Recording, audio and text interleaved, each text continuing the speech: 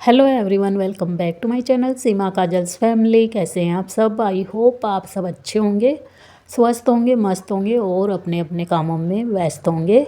शाम का वक्त है, शाम के 5:30 बज चुके हैं। किचन में मैं आई थी चाय बनाने के लिए। चाय बनाने से पहले जो बास्केट में धुले हुए बर्तन रखे हुए इनको लगा देती हूँ, उसके बाद फिर मैं बनाऊँगी चाय।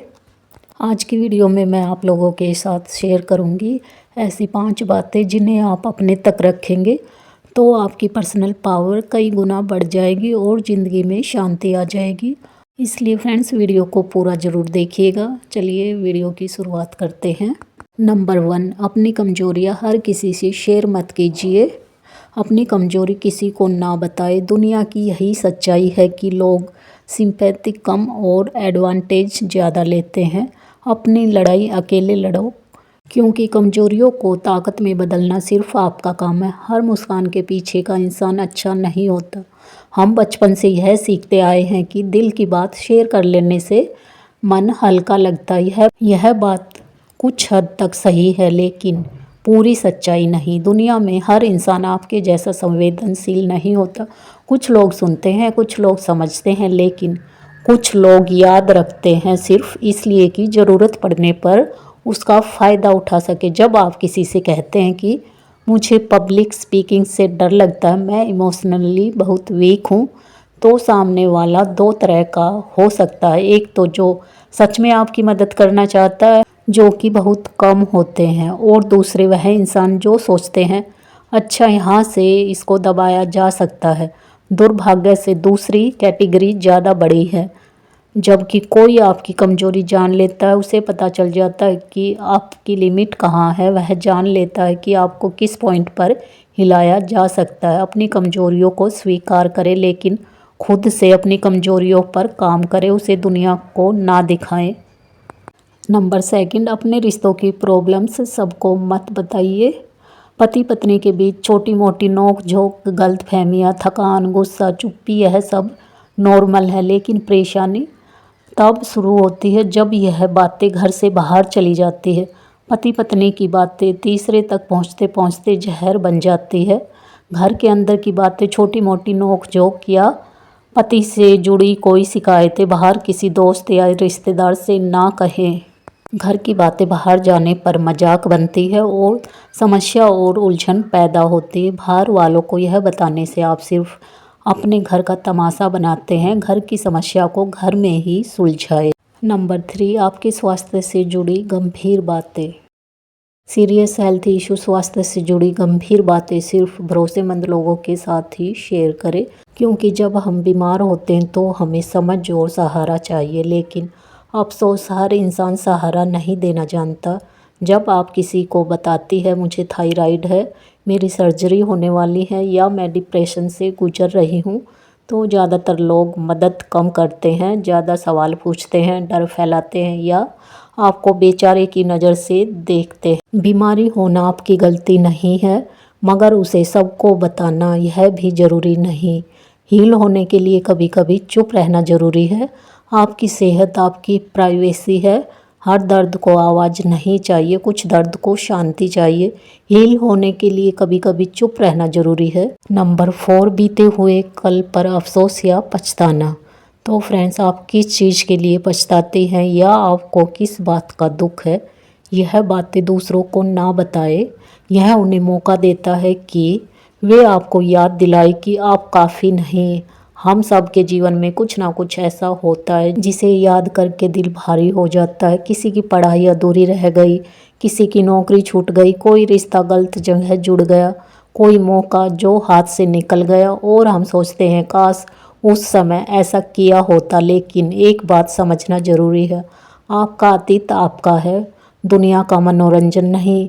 जब आप किसी से कहती हैं मैंने उस समय यह डिसीजन गलत ले लिया, मैंने वह गलती ना की होती, तो सामने वाला दो तरह से रिएक्ट करेगा। बहुत कम लोग होंगे जो समझेंगे।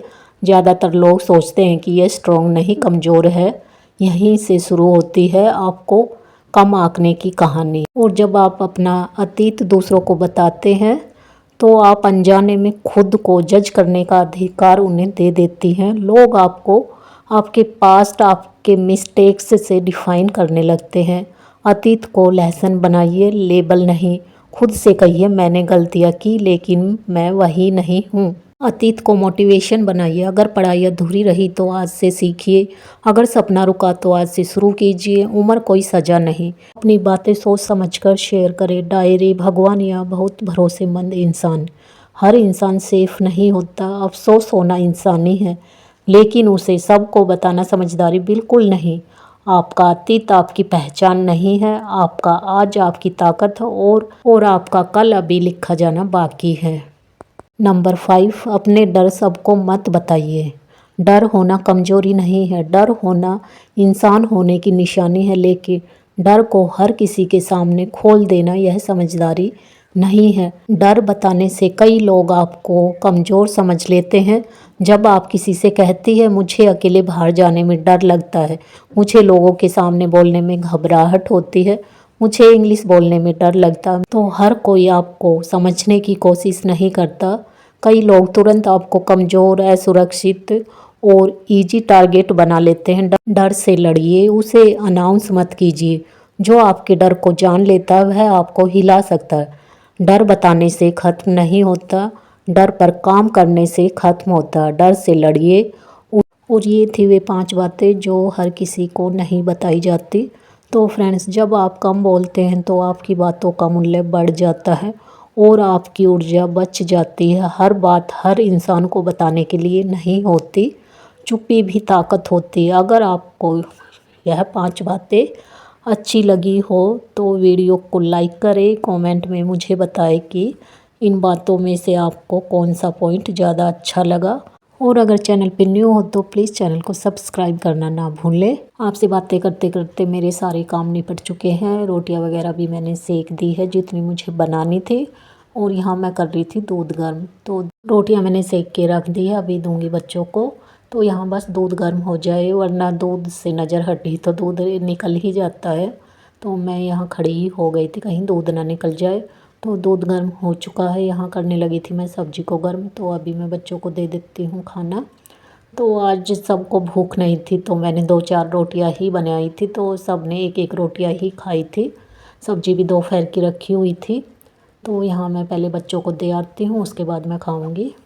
और हस्बैंड शायद पता नहीं खा के जा चुके थे या आके खाएँगे, वो चले गए थे नीचे खेलने के लिए।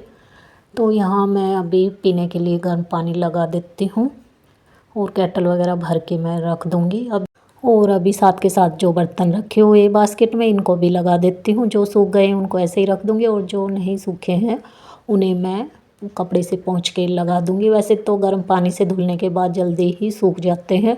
ठंडे पानी से तो अगर हम बर्तन धोते सर्दियों में तो सुबह के धुले हुए शाम तक भी नहीं सूखते थे। पर अब की बार मुझे ये वाली दिक्कत नहीं हुई, क्योंकि इन सर्दियों में ही मैंने लगवा लिया था गीजर। तो सर्दियाँ स्टार्ट होने से पहले ही मैंने बाथरूम और किचन दोनों में ही गीजर लगवा लिया था। पहले रोड वगैरह से पानी गर्म करते थे लेकिन बर्तन वगैरह तो ठंडे पानी से ही धुलने पड़ते थे।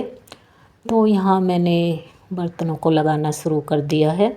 तो बच्चों के जो ये लंच बॉक्स वगैरह इनमें पानी रह जाता है ढक्कन वगैरह में, तो इनको अच्छे से पोंछना पड़ता है। तो वही मैं इन्हें झाड़ झाड़ के अच्छे से पोंछ रही थी।